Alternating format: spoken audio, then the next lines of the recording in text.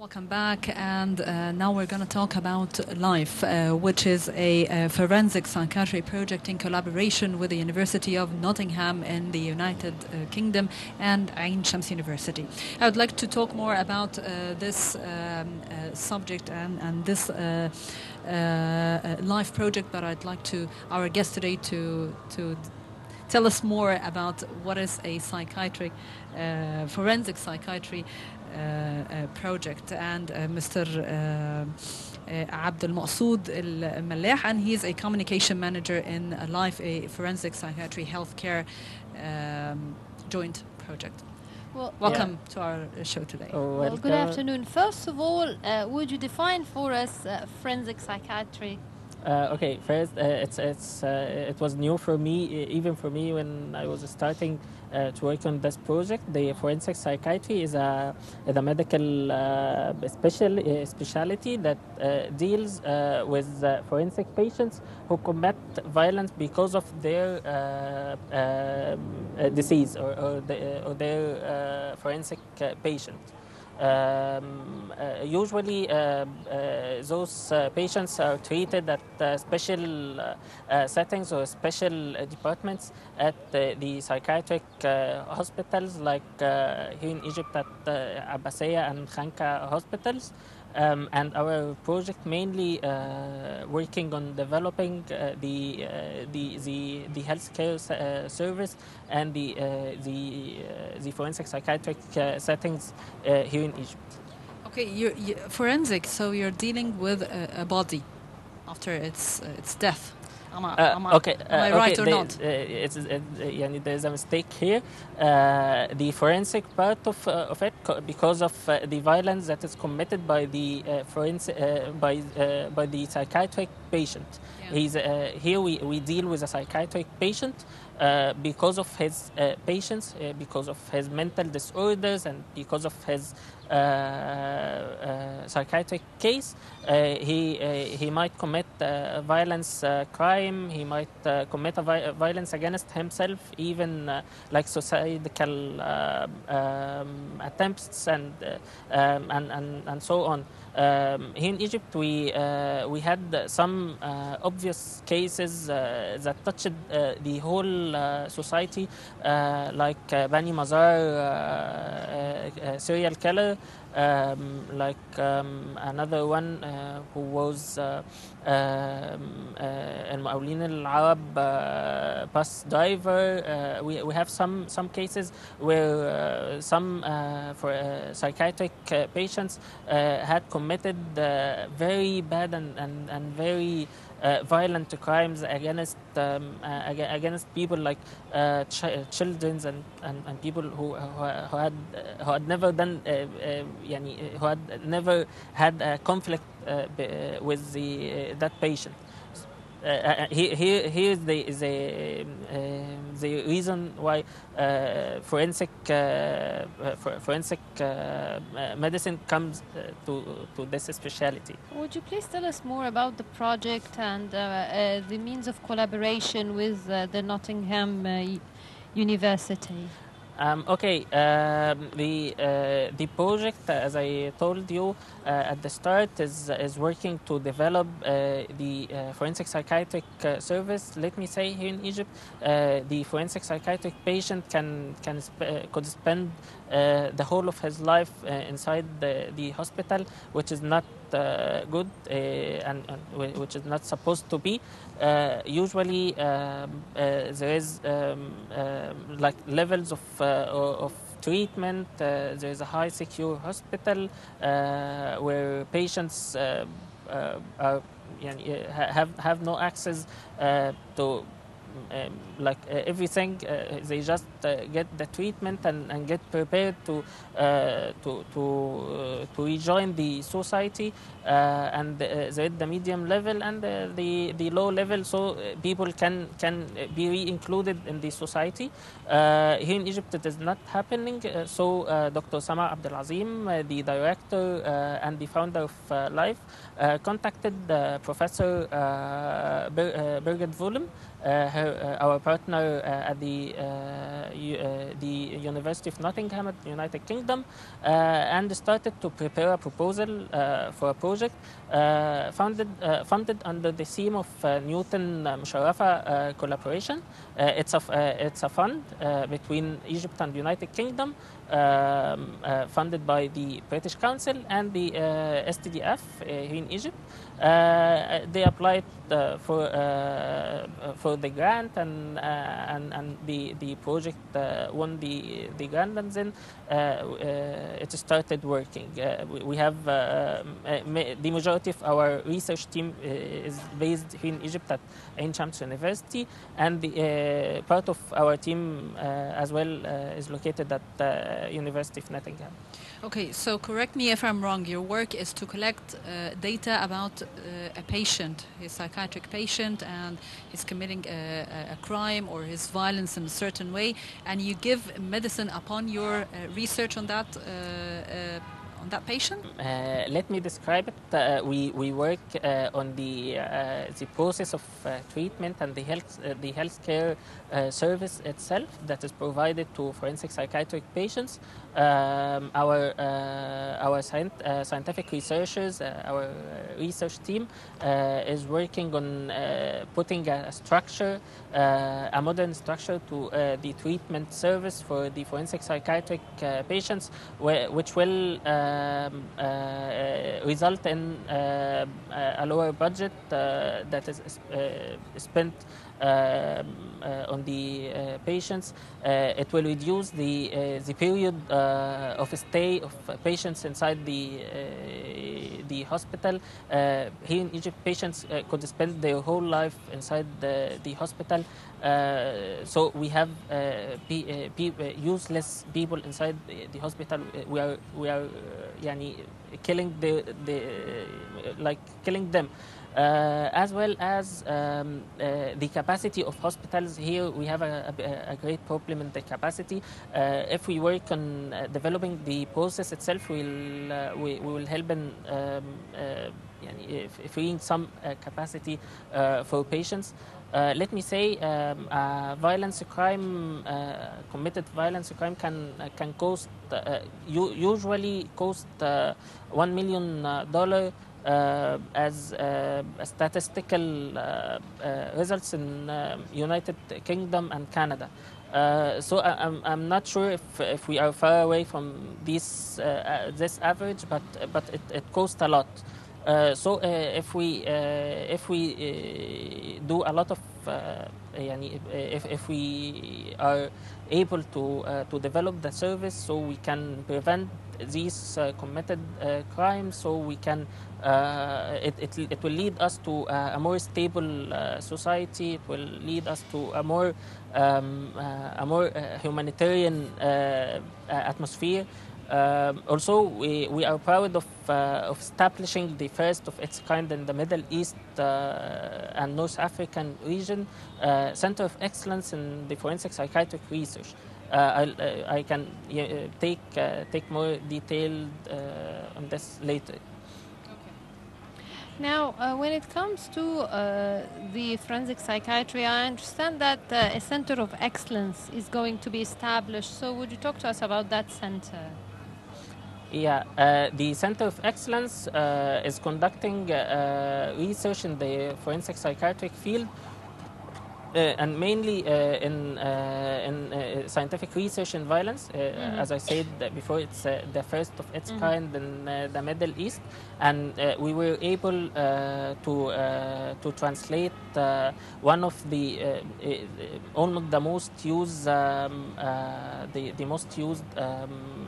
assessment, potential violence assessment and risk assessment tools in the world. It's used in 140 countries. We did the only and the first Arabic translation for this handbook that will help practitioners to assess the potential violence of their patients, so they can take an evidence-based decision if they if the practitioner said, okay, we're gonna discharge this patient, the committee that discharge patients will be able to be confident their decision is 100% right. It's an evidence-based, not like subjective decisions. It's a great achievement in the scientific aspect. Also, our efforts aims to establish a degree in forensic psychiatry. Here nowadays, usually doctors who have studied psychiatry practice the forensic psychiatric treatment. But we work to establish a degree, a special degree for the forensic psychiatric specialty. Okay, which organization is responsible for the funding of this LIFE project? Yeah, as I told you, the funding is under a scientific research funding team, which is called Newton Musharrafa. Newton Musharrafa is a fund, joint fund between United Kingdom and represented by the British Council, and Egypt represented by the Scientific Science and Technology Development Fund under the Ministry of Scientific Research. So it's a cooperation between Egypt and Britain in this field, in scientific field. Yeah, exactly. We are funded by both Egypt and United Kingdom, and as well as the research team itself is part of it is in Egypt, and the other part is at United Kingdom. Now, according to the international term of forensic psychology, that it's the intersection between psychology and the law, because sometimes forensic psychiatrists are asked to testify about the well-being or the state of mind of let's say the criminal or the person on trial. So to what extent also is that applied here in Egypt? Yeah, let me say I'm not a specialist in this particular point. In this scientific specialty, but mainly we are working. The forensic psychiatry starts, as you said, from the assessment of the criminal to say, okay, he's a criminal or no, he's a psychiatric patient. Yes. It happens very well, and it has developed a lot over the past years here in Egypt, and this is the first part of the forensic psychiatric service. Yes. The first part is the assessment, and then we go to the treatment. The treatment should be distributed to some levels: high or secure level, and medium level, and low level. Here in Egypt, there's no levels. It's only a department that usually patients spend like maybe 10 years, maybe 20 years, maybe after till his death with no discharge. And here the problem, our scientific researchers working on this to be able to discharge those whose mental health allows them or permits them to function in the society. Yeah, they work in developing the treatment service itself. But what if they face a setback? Okay, let me say. At first, our scientific researchers working on putting or developing the structure of treatment itself, so that the patient can get the suitable treatment, and then we have translated the tool, the risk assessment tool, so that the discharge committee can take their decision based on a scientific tool that say, okay, this patient has no potential risk on the society, or there's a potential threat in this patient, so he have to stay and to go on and to complete his treatment. And after developing this part of the service, our excellence Center of Excellence in Forensic Psychiatric Research conduct have a plan for conducting a lot of research in the violence under the violence theme. So that our research will lead to will address violence problems here in the Egyptian society, and then find some scientific solutions. What are the challenges that facing your project right now? Actually, we have a fighter. She's not an ordinary doctor or director. Our director of the project, Dr. Sama Abdel. She's a real fighter. We did a lot of collaborations with Ministry of Health and Ministry of Justice, and a lot of authorities that is addressed by the service, and who take care or who are involved in the process. And it was really challenging to involve all stakeholders, but at the end of the day they were welcoming, and they contributed very well, and we did an agreement with the Ministry of Health to apply the outcomes of our scientific research. We had also a conference last October, having a representative, our partner at the University of Nottingham from United Kingdom, and the Professor Kevin Douglas from Canada, the co-author of the scientific tool, and the representatives from Ministry of Health and Ministry of Justice, and Ain Shams University, and a lot of other authorities. So it was very challenging to go through the bureaucratic process and financial issues and the typical challenges here in Egypt, but actually we have a fighter leading our team. And by the way, let me say I'm so proud that I'm the only male at the scientific research team. The whole scientific research team, about 10 researchers, are female. Whether our researchers and assistant researchers at United Kingdom and here in Egypt, and the director and her partner are also female. So I'm so proud of having this kind of scientific research teams here in Egypt. So how long have you been in the initiative? I understand that you're the communication manager. How long have you been with the initiative? I think I started working like last June or last July.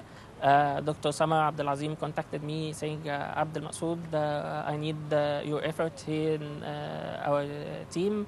And that time I started to study what does forensic psychiatry means, and how it goes with this international cooperation, and it was really challenging. It was one of the many challenges that faced me. That I'm not a specialist and I'm not a doctor, so it was very challenging. So originally, what's your major?